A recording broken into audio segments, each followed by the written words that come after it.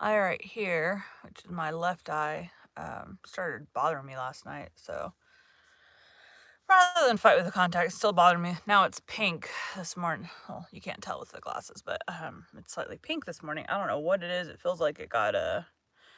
What happened is my contact probably got a tear or something in it yesterday. Who knows? What I know is it hurts, and not a whole lot I can do about it. So we're not putting contacts in because we don't want to agitate it further. The last chapter of this book. Monday, I get to start Little Women. Yay! Today, we will be concluding The Life and Adventures of Robinson Crusoe by Daniel Defoe. My mouth is making some kind of weird sound. Let me try that again. Today, we will be concluding The Life and Adventures of Robinson Crusoe by Daniel Defoe. Chapter 20. Fight Between Friday and a Bear. Still doing it. It's like extra spitty.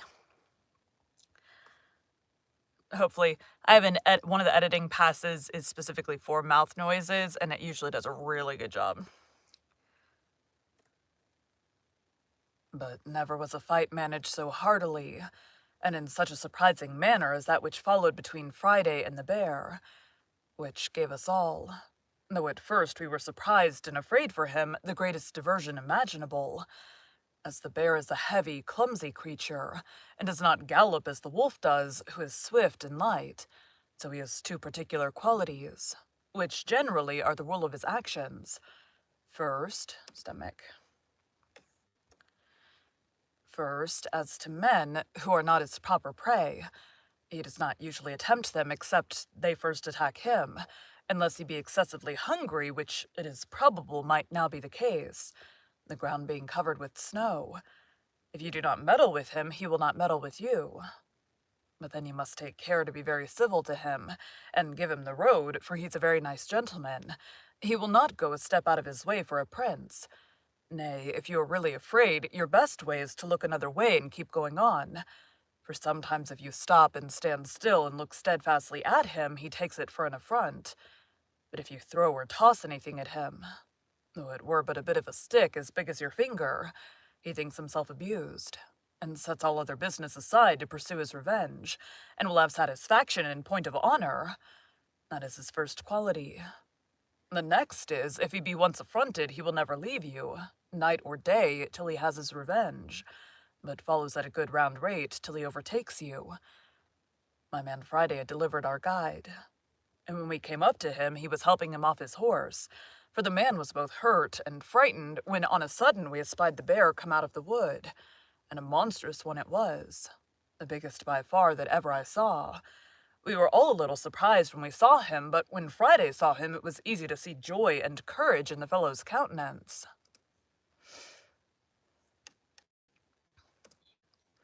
Yes. "Oh, oh," says Friday 3 times, pointing to him. "Oh, master, you give me to leave, me shaky to hand with him, me make you good laugh." I was surprised to see the fellow so well pleased. "You fool," says I, "he will eat you up." "Eaty me up, says Friday twice over again. "Me eaty him up, me make you good laugh. You all stay here, me show you good laugh." So down he sits and gets off his boots in a moment and puts on a pair of pumps, as we call the flat shoes they wear, and which he had in his pocket, gives my other servant his horse, and with his gun away he flew, swift like the wind. The bear was walking softly on, and offered to meddle with nobody till Friday, coming pretty near, calls to him as if the bear could understand him. "Harkee, harkee," says Friday, "me speaky with you." We followed at a distance, for now being down on the Gascony side of the mountains, we were entered a vast forest, where the country was plain and pretty open, though it had many trees in it scattered here and there. Friday, who had, as we say, the heels of the bear, came up with him quickly and took up a great stone and threw it at him, and hit him just on the head, but did him no more harm than if he had thrown it against a wall. But it answered Friday's end, for the rogue was so void of fear that he did it purely to make the bear follow him, and show us some laugh as he called it. As soon as the bear felt the blow and saw him, he turns about and comes after him, taking very long strides, and shuffling on at a strange rate, so as would have put a horse to a middling gallop. Away runs Friday and takes this course as if he runs towards us for help.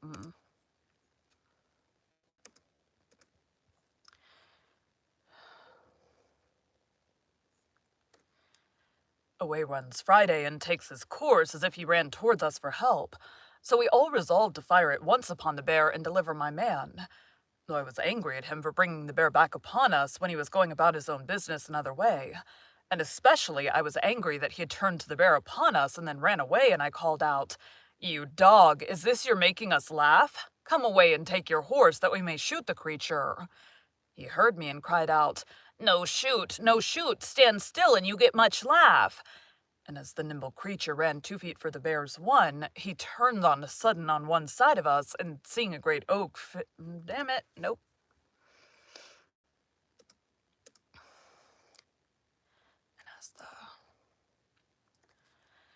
And as the nimble creature ran 2 feet for the bear's one, he turned on a sudden on one side of us, and seeing a great oak tree fit for his purpose, he beckoned to us to follow. And doubling his pace, he got nimbly up the tree, laying his gun down upon the ground, at about 5 or 6 yards from the bottom of the tree. The bear soon came to the tree, and we followed at a distance.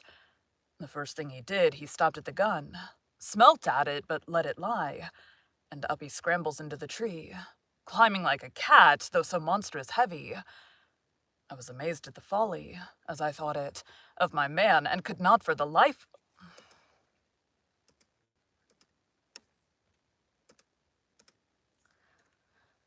I was amazed at the folly, as I thought it of my man, and could not for the life, damn it, I did it again, and could not for my life see anything to laugh at, till seeing the bear get up the tree, we all rode near to him. When we came to the tree, there was Friday got out to the small end of a large branch, and the bear got about halfway to him. As soon as the bear got out to that part where the limb of the tree was weaker, "Ha!" says he to us. Nope. Static. Says he to us, "Now you see me teach you the bear dance." So he began jumping and shaking the bough, at which the bear began to totter, but stood still and began to look behind him to see how he should get back. Then indeed we did laugh heartily, but Friday had not done with him by a great deal. When seeing him stand still, he called out to him again as if he had supposed the bear could speak English. "What, you come no farther? Pray you come farther." So he left, jumping and shaking the tree, and the bear, just as if he understood what he said, did come a little farther. Then he began jumping again, and the bear stopped again. We thought now was a good time to knock him in the head, and called to Friday to stand still, and we should shoot the bear. But he cried out earnestly, oh, pray, no shoot, me shoot by and then." He would have said by and by. However, to shorten the story, Friday danced so much, and the bear stood so ticklish that we had laughing enough, but still could not imagine what the fellow would do. For first, we thought he depended upon shaking the bear off, and we found the bear was too cunning for that too, for he would not go out far enough to be thrown down, but clung fast with his great broad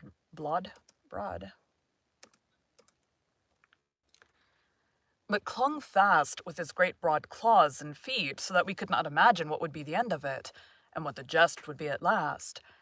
But Friday put us out of doubt quickly, for seeing the bear cling fast to the bough, and that he would not be persuaded to come any farther. "Well, well," says Friday, "you come no farther. Me go, you no come to me come to you." And upon this he went out to the smaller end, where it would bend with his weight, and gently let himself down by it, sliding down till the bough, sliding down the bough, sliding down the bough till he came near enough to jump on,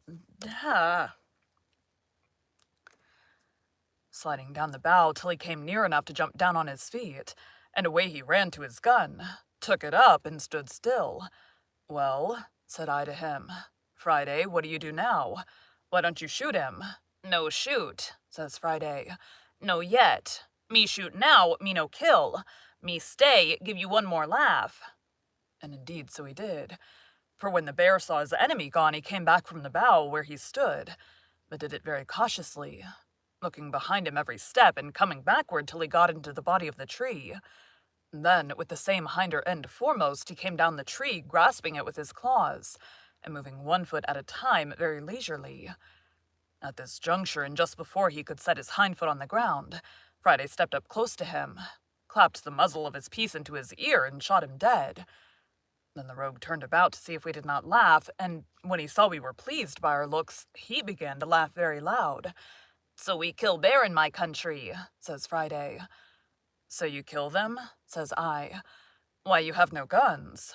"No," says he, "no gun, but shoot great much long arrow." This was a good diversion to us, but we were still in a wild place, and our guide very much hurt, and what to do we hardly knew.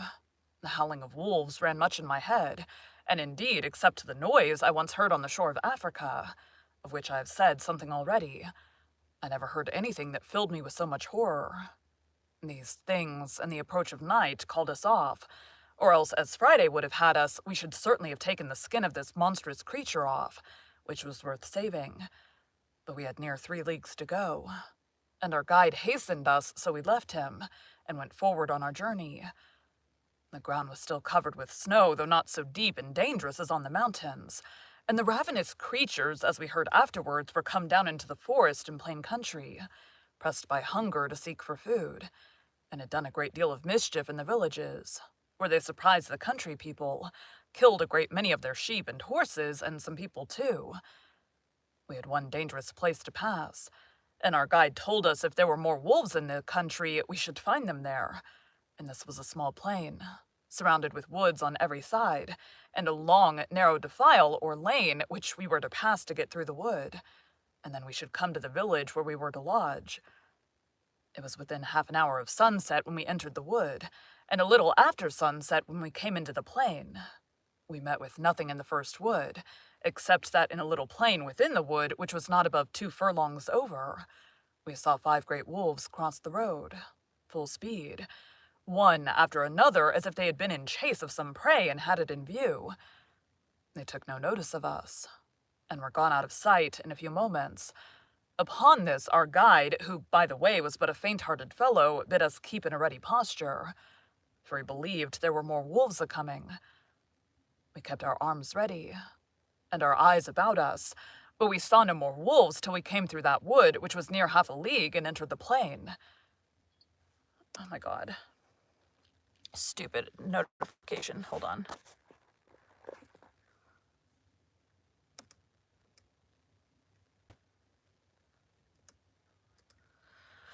I kept them on because my husband is gone. I wanted to see when he got back.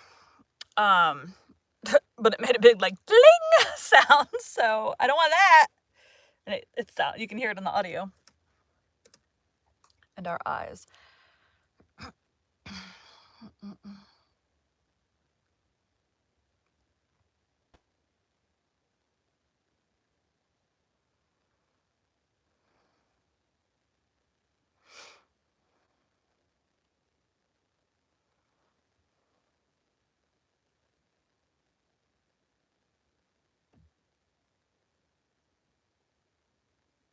There it is.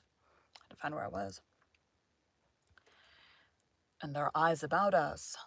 But we saw no more wolves till we came through that wood, which was near half a league, and entered the plain. As soon as we came into the plain, we had occasion enough to look about us. The first object we met with was a dead horse. That is to say, a poor horse which the wolves had killed, and at least a dozen of them at work. We could not say eating him, but picking his bones rather, for they had eaten up all the flesh before. We did not think fit to disturb them at their feast. Neither did they take much notice of us. Friday would have let fly at them, but I would not suffer him by any means, for I found we were like to have more business upon our hands than we were aware of. We had not gone half over the plain when we began to hear the wolves howl in the wood on our left in a frightful manner, and presently, after we saw about 100 coming on directly towards us, all in a body, and most of them in a line as regularly as an army drawn up by experienced officers. I scarce knew in what manner to receive them. but found to draw ourselves in a close line was the only way, so we formed in a moment. But that we might not have too much interval, I ordered that only every other man should fire, and that the others who had not fired should stand ready to give them a second volley immediately, if they continued to advance upon us, and then that those that had fired at first should not pretend to load their fusees again, but stand ready, everyone with a pistol, for we will all... nope. For we were all armed with a fusee. No. For we will... Damn it! For we were all armed with a fusee and a pair of pistols each man, so we were by this method able to... Oh my God!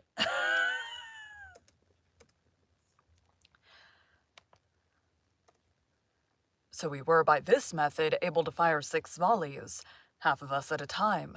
However, at present we had no necessity, for upon firing the first volley, the enemy made a full stop, being terrified as well with the noise as with the fire.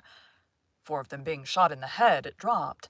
Several others were wounded and went bleeding off, as we could see by the snow. I found they stopped, but did not immediately retreat, whereupon, remembering that I had been told that the fiercest creatures were terrified at the voice of a man, I caused all the company to halloo as loud as they could, and I found the notion not altogether mistaken, for upon our shout they began to retire and turn about. I then ordered a second volley to be fired in their rear, which put them to a gallop, and away they went to the woods. This gave us leisure to charge our pieces again, and that we might lose no time, we kept going. But we had but little more than loaded our Nope. Thought it was going to be located. But we had but little more than loaded our fusees and put ourselves in readiness, when we heard a terrible noise in the same wood on our left, only that it was farther onward, the same way we were to go.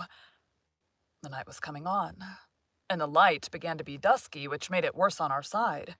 But the noise increasing, we could easily perceive that it was the howling and yelling of those hellish creatures, and on a sudden we perceived 3 troops of wolves, one on our left, one behind us, and one in our front, so that we seemed to be surrounded with them. However, as they did not fall upon us, we kept our way forward, as fast as we could make our horses go, which, the way being very rough, was only a good hard trot. In this manner we came in view of the entrance of a wood, through which we were to pass, at the farther side of the plain, but we were greatly surprised, when coming nearer the lane or pass, we saw a confused number of wolves standing just at the entrance. On a sudden, at another opening of the wood, we heard the noise of a gun, and looking that way, out rushed a horse with a saddle and a bridle on him, flying like the wind, and 16 or 17 wolves after him, full speed. The horse had the advantage of him, but as we supposed that he could not hold it at that rate, we doubted not but they would get up with him at last. No question but they did. But here we had a most horrible sight, for riding up to the entrance where the horse came out, we found the carcasses of another horse and of 2 men, devoured by the ravenous creatures, and one of the men was no doubt the same whom we heard the...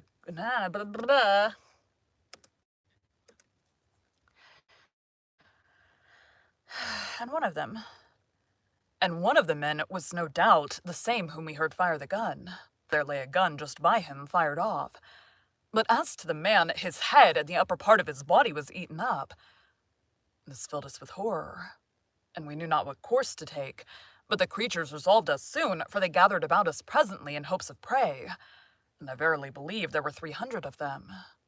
It happened very much to our advantage, that at the entrance into the wood, but a little way from it, there lay some large timber trees, which had been cut down the summer before, and I suppose lay there for carriage. I drew my little troop in among those trees, and placed ourselves in a line behind one long tree. I advised them all to alight, and kept that tree before us for breastwork, to stand in a triangle or 3 fronts, enclosing our horses in the center. We did so, and it was well we did, for never was a more furious charge than the creatures made upon us in this place. They came on with a growling kind of noise, and mounted the piece of timber which, as I said, was our breastwork, as if they were only rushing upon their prey. And this fury of theirs, it seems, was principally occasioned by their seeing our horses behind us. I ordered our men to fire as before every other man, and they took their aim so sure that they killed several of the wolves at the first volley. But there was a necessity to keep a continual firing, for they came on like devils, those behind pushing on those before. When we had fired a second volley of our fusees, we thought they stopped a little, and I hoped they would have gone off, but it was but a moment, for others came forward again, so we fired 2 volleys of our pistols. And I believed in these 4 firings we had killed 17 or 18 of them, and lamed twice as many. Yet they came on again. I was loath to spend our shot too hastily, so I called my servant, not my man Friday, for he was better employed, for with the greatest dexterity imaginable, he had charged my fusee and his own while we were engaged. But as I said, I called my other man, and giving him a horn of powder, I had him lay a train all along the piece of timber.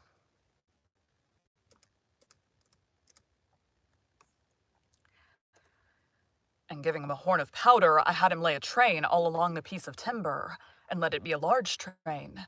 He did so. Stupid, stupid.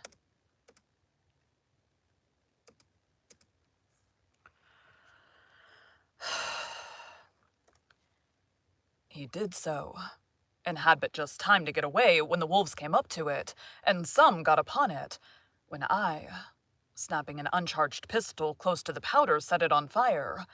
Those that were upon the timber were scorched with it, and 6 or 7 of them fell, or rather jumped in among us with the force and fright of the fire. We dispatched these in an instant, and the rest were so frightened with the light, which the night, for it was now very near dark, made more terrible, that they drew back a little, upon which I ordered our last pistols to be fired off in 1 volley, and after that we gave a shout. Upon this the wolves turned tail, and we sallied immediately upon near 20 lame ones that we found struggling on the ground, and fell to cutting them with our swords, which answered our expectation, for the crying and howling they made was better understood by their fellows, so that they all fled and left us.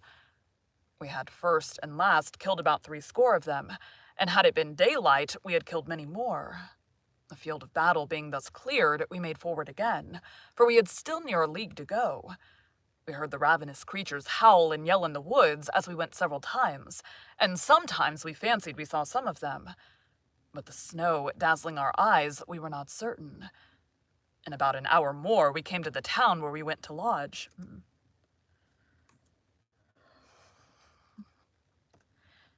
In about an hour more, we came to the town where we were to lodge, which we found in a terrible fright and all in arms. For it seems the night before the wolves and some bears had broken into the village and put them in such a terror that they were obliged to keep guard night and day, but especially in the night, to preserve their cattle and indeed their people.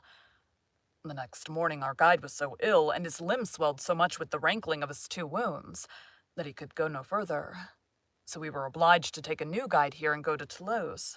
Toulouse? Whatever.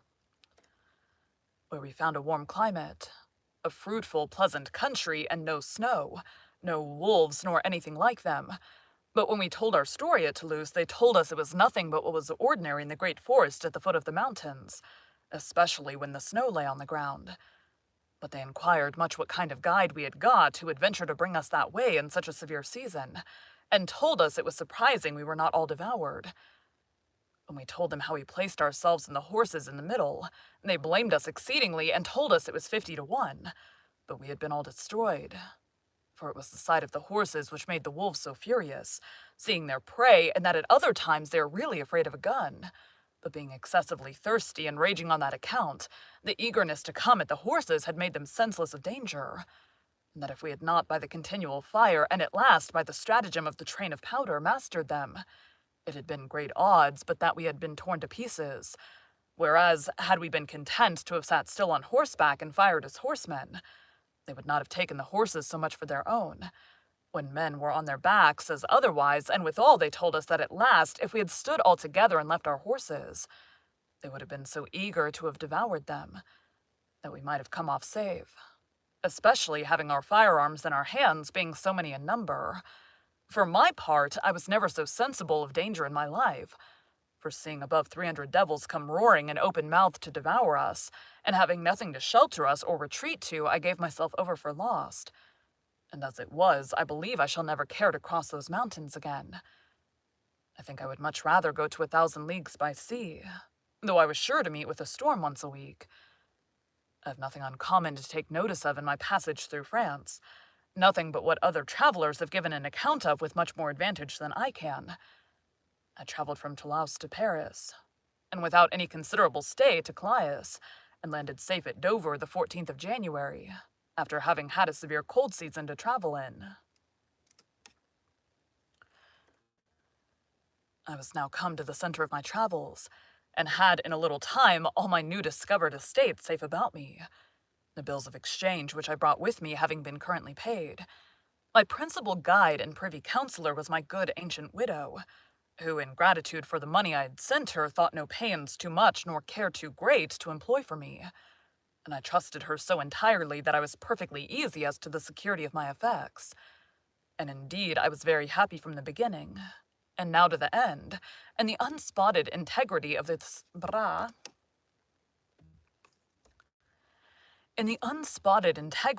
good gentlewoman. And now, having resolved to dispose of my plantation in the Brazils, I wrote to my old friend at Lisbon, who, having offered it to the two merchants, the survivors of my trustees who lived in the Brazils, they accepted the offer, and remitted 33,000 pieces of eight to a correspondent of theirs at Lisbon to pay for it. In return, I signed the instrument of sale in the form which they sent from Lisbon, and sent it to my old man, who sent me the bills of exchange for 32,800 pieces of eight for the estate, reserving the payment of 100 moidures a year to him, the old man, during his life, and 50 moidures afterwards to his son for his life, which I had promised them, and which the plantation was to make good as rent charge. And thus I have given the first part of a life of fortune and adventure, a life of Providence's checker work, and of a variety which the world will seldom be available to show the like of, beginning foolishly, but closing much more happily than any part of it ever gave me leave so much as to hope for. Anyone would think that in this state of complicated good fortune I was past running any more hazards, and so indeed I had been, if other circumstances had concurred. But I was inured to a wandering life, had no family, nor many relations, nor, however rich, had I contracted fresh acquaintance. And though I had sold my estate in the Brazils, yet I could not keep that country out of my head, and had a great mind to be upon the wing again. Especially, I could not resist the strong inclination I had to see my island, and to know if the poor Spaniards were in being there.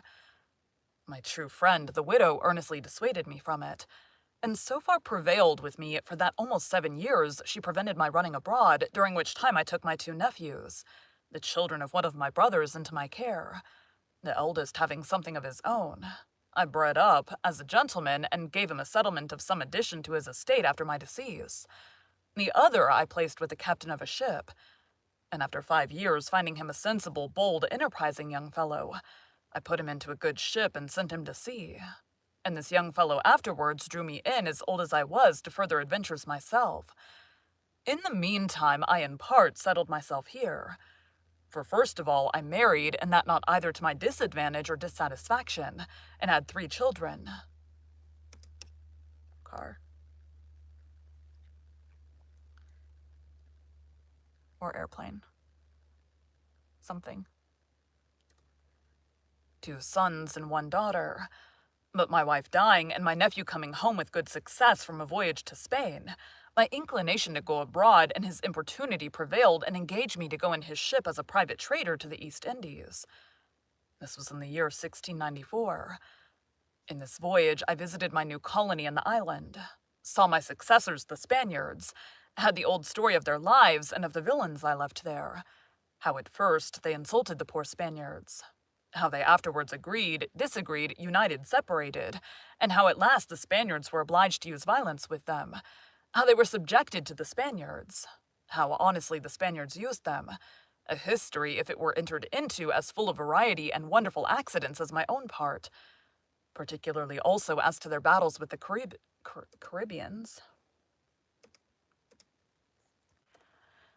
Particularly also as to their battles with the Caribbeans, who landed several times upon the island, and as to the improvement they made upon the island itself, and how 5 of them made an attempt upon the mainland, and brought away 11 men and 5 women prisoners, by which at my coming I found about 20 young children on the island. Here I stayed about 20 days, left them supplies of all necessary things, and particularly of arms, powder, shot, clothes, tools, and 2 workmen, which I had brought from England with me, a carpenter and a smith. Besides this, I shared the lands and parts with them, reserved to myself the property of the whole, but gave them such parts respectively as they agreed on, and having settled all things with them, and engaged them not to leave the place, I left them there. From thence I touched at the Brazils, from whence I sent a bark which I bought there, with more people to the island, and in it, besides other supplies, I sent 7 women, being such as I found proper for service, or for wives to such as would take them. Ow. As to the Englishmen, I promised to send them some women from England, with a good cargo of necessaries, if they would apply themselves to planting, which I afterwards could not perform. The fellows proved very honest and diligent after they were mastered and had their property set apart for them. I sent them also from the Brazils 5 cows, 3 of them being big with calf, some sheep, and some hogs, which when I came again were considerably increased. But all these things with an account how 300 Caribbees came and invaded them, and ruined their plantations, and how they fought with that whole number twice, and were at first defeated and one of them killed.